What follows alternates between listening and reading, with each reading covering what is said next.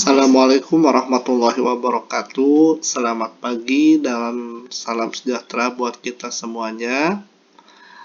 Pada pagi hari ini, hari kedua, kita akan membahas mengenai tentang pengenalan Maximo. Mungkin untuk aplikasi Maximo sudah familiar bagi bapak-bapak semuanya. Kita akan coba mereview kembali, merefresh mengenai tentang Maximo.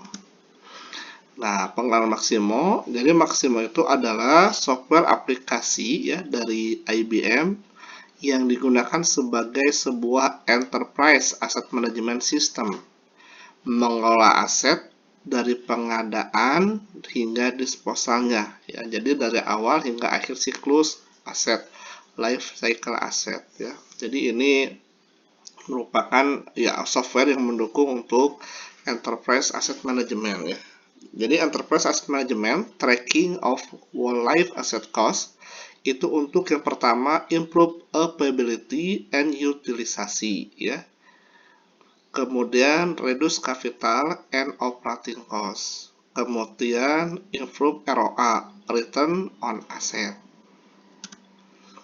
Nah, ini bagaimana aset life cycle-nya. Yang pertama itu ada strategi. Strategi itu terdiri dari di sini ada strategi ya, strategi itu termasuk dari vision and destination, ada RKAP ya, kemudian ada RJPP. Kemudian asesmen posisi saat ini dan target akan dicapai. Kemudian ada gap, human, finance, physical resource. Kemudian di sini ada operating, operate, tactical, work and material management. Ideally ada CMMS, ada EAM, kemudian ERP. Ada maintenance, planning, scheduling, job, WO, shutdown, directing, and budgeting. Jadi yang berkaitan dengan sisi operasi adanya di tactical.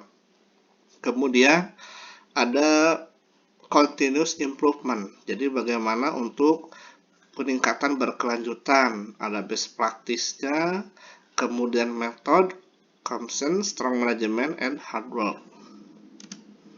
Nah, tujuan Maximo ya, jadi tujuan Maximo itu yang pertama itu agar perusahaan dapat mengelola aset dengan memberikan informasi dan data real time ya. Jadi perusahaan itu akan bisa mengelola aset dengan informasi real time ya. Kemudian menciptakan strategi untuk manajemen pemeliharaan. Jadi untuk manajemen pemeliharaan melalui informasi berbasis pengambilan keputusan. Kemudian memprediksi dampak pada produktivitas downstream aset untuk semua kategori aset. Jadi kita bisa memprediksi ya waktu suatu peralatan, kapan dia diganti dan kapan dia masih bisa bertahan. Itu untuk semua kategori aset. Nah, manfaat penggunaan Maximo bagi perusahaan yang pertama jelas mengurangi penggunaan biaya dan resiko. Kemudian yang kedua mengaktifkan perencanaan yang lebih baik. Jadi rencana itu lebih tertata dengan baik mulai dari awal hingga akhir ya. Kemudian meningkatkan produktivitas dan efisiensi. Yang keempat meningkatkan respon. Yang kelima itu menjalankan kegiatan yang patuh terhadap aturan. Yang keenam meningkatkan ketersediaan informasi ya. Jadi setiap orang yang sudah memiliki username dan password, jadi untuk mengetahui suatu kegiatan, contohnya tentang aset, itu kita bisa mengakses. Jadi kita informasinya itu tersedia bagi pegawai yang berhak untuk mengaksesnya. Nah, di sini ada aliran untuk data Maximo. Ini adalah manage equipment. Kemudian strategis atau policy ya, ada VMS ya. Predictive maintenance, kemudian conditioning monitoring meter, ada capital project, ini termasuk planner work ya, rencana kerja. Kemudian di sini ada job plan, safety plan, route, sama child library. Nah, dari plan management, plan work, kemudian masuk ke manajemen work program. Jadi sudah di planning, kemudian baru kita ke manage bagaimana program kerjanya, ya, bagaimana program kerjanya. Dari sini program mana kerja ini ada juga yang terkoneksi, ya, cost recovery dan emergency. Jadi ada plan kerja yang tidak terduga, ya. Jadi kita harus menggabungkan, kemudian bagaimana biayanya, bagaimana emergensinya, ya, emergency resikonya. Jadi dari work program ini, ya, kemudian dia ke manage resource, ya. Manage resource ini berhubungan dengan logistik, ya, replenishment. Ada inventory, kemudian service, kemudian labor. Dari manage resource itu ke procurement, ya. Di procurement ini ada sisi dari finansial, ada HR-nya, kemudian payroll, kemudian DMS-nya. Dari financial, payroll, DMS, dan HR ini kemudian ke executed work, ya. Jadi ke eksekusinya. Dari eksekusi work-nya kemudian di hasil analisisnya, maintenance efektivitas, ya, asset performance. Jadi bagaimana keefektivitasan dari kerjanya tersebut.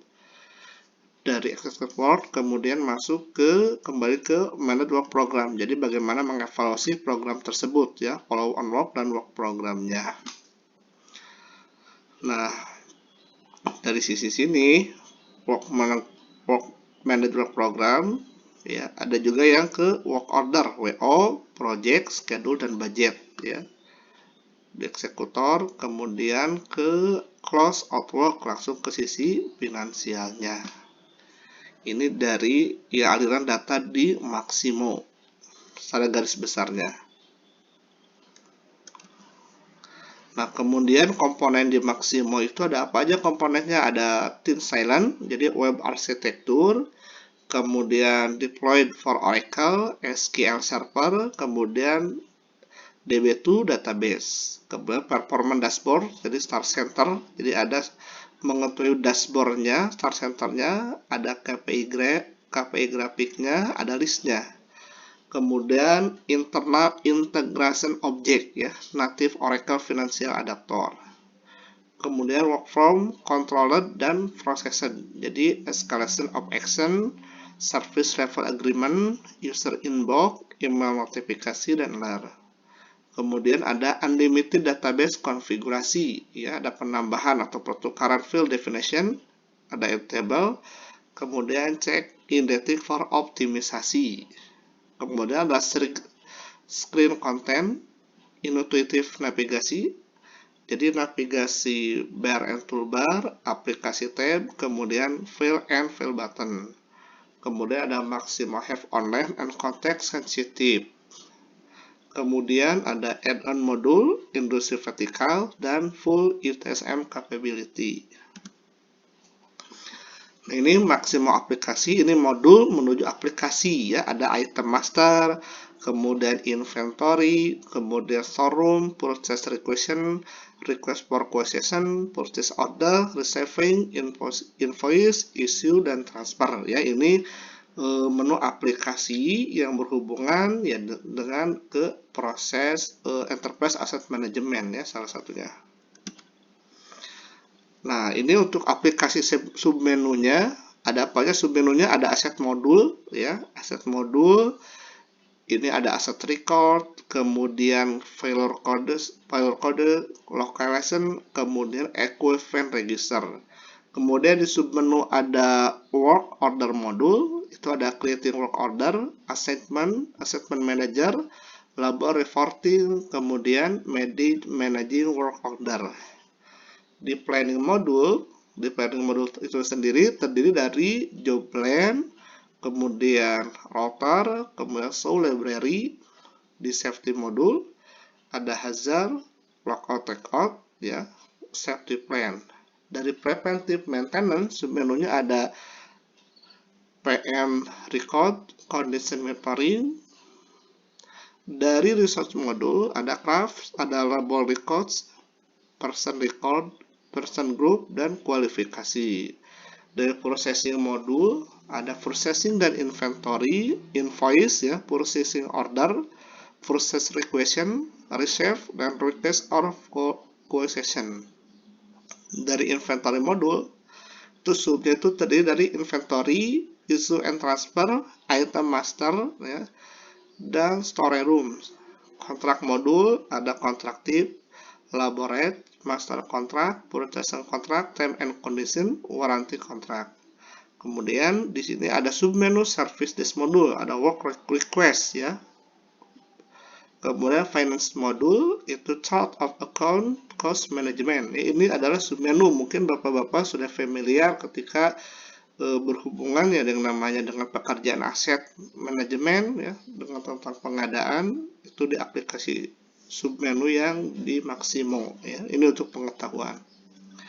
Nah, ini contoh dari Maximo aplikasi ya, dari sisi kalau kita sisi ke processing ya, processing itu ada process requisition, kemudian process order, receiving, invoice, ya, request of quotation, company master, dan term and kondisi. Nah, ini untuk memulai dari start phase-nya untuk Maximo ya, jadi sama sebetulnya dari baik dari PT PLN maupun anak perusahaannya kita tetap menggunakan Maximo dari IBM ya. Jadi ini ada untuk username-nya, kemudian password-nya. Kalau ini kalian lihat dari sisi operator ya. Kalau operator biasanya main dengan Maximo itu ketika saat membuat SR ya, service request, ketika ada suatu peralatan yang rusak atau misalkan penanganan dini oleh operator, itu pembuatan dari FLM, First Line Maintenance ya. Nah, ini Maximo start phase. Jadi ketika saat start awal ini adalah muncul dashboardnya ya, dashboard dari untuk Maximo ya. Di sini ada KPI graph-nya, kemudian ada inbox assessment. Jadi semuanya ada di sini ya. Nah, kemudian di Maximo data level jadi ada sistem konfigurasi. Nah, jadi untuk mengkonfigurasikan sistem itu ada apa aja? Ada organisasi, ada site, kemudian GL kode, kemudian setting, rules, security access, ya. Kemudian ada master data. Master data itu ada lokalisasi, ya, ada aset, ada item, companies, people, plan maintenance, job plan, safety plan, master contract, condition monitoring, dan meter etc. Kemudian dari transaksi itu sendiri, transaksi ada WO, work order, inventory, purchasing, contract, measurement, ya, dan lain-lain. Nah, ini untuk di fitur Maximo ya, ada asset management ya. Insya Allah ini sebagian nanti bapak-bapak silakan disimak. Insya Allah di sebagian dari sini akan dimunculkan untuk ke soal ujian ya. Dari asset management, kemudian ada work management, work and resource scheduling, material management, dan procurement. Di mana asset management itu terdiri dari lokasi, kemudian asetnya, preventive maintenance, kemudian ada kondisi monitoring. Kemudian dari work management ada work order, project, kemudian job safety plan, CEO library, route, kemudian service desk. Dari works resource scheduling itu ada assessment manager, kualifikasi, kemudian labor. Dari material management, inventory control, item master, issue dan transfer. Procurement ada purchase request dan order, penerimaan, receiving, company, dan kontrak. Kemudian ada external audit, external signature, securus, jadi escalation KVS. Kemudian ada reporting dan integrasi. Nah, ini fitur yang digunakan di PLN ya, berarti semuanya digunakan ya, kecuali yang procurement. Jadi inventory control, item master, dan issue transfer ya. Ini Maximo yang sering digunakan di PLN ya, kemudian bersama dengan anak perusahaannya. Jadi ini untuk part yang pertama.